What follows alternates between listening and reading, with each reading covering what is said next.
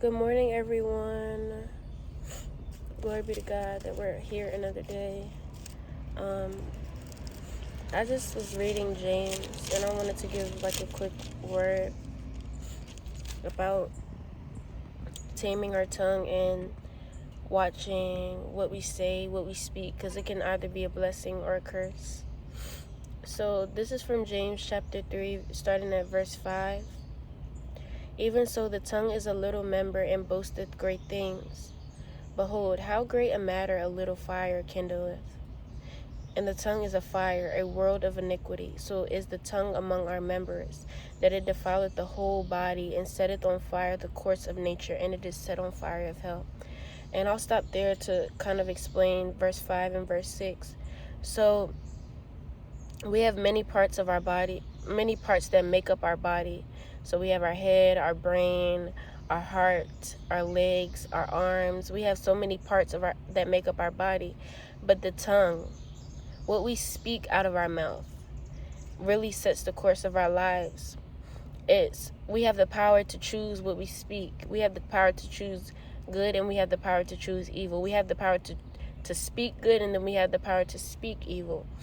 And what has helped me along this course is realizing that there's so much power in your words.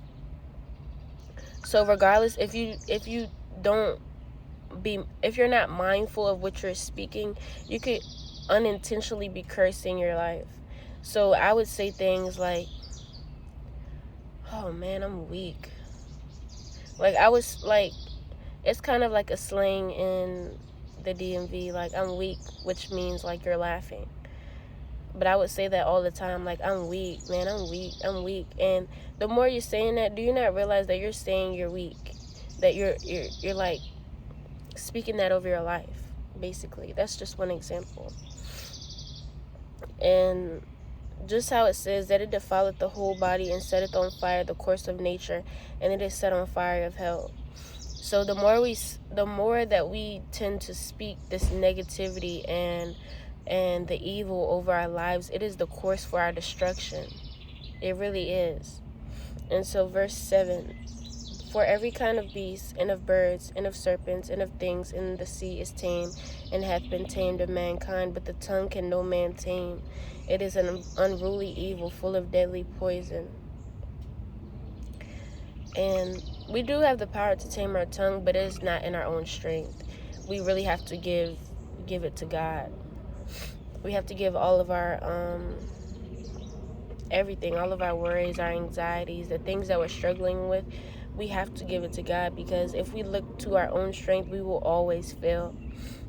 We are not strong in our flesh to carry out such tasks, if we can be honest with ourselves. We don't have the power to do that. You can say you're strong all day, but it is not your strength, it is the Lord's.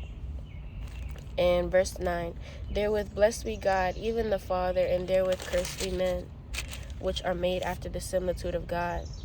So with our same tongue, we curse the man, our brethren, that God has made, even though like we were once living in sin. We were once willfully sinning. We were once in their shoes at some point in time, even if it's not the same type of issue.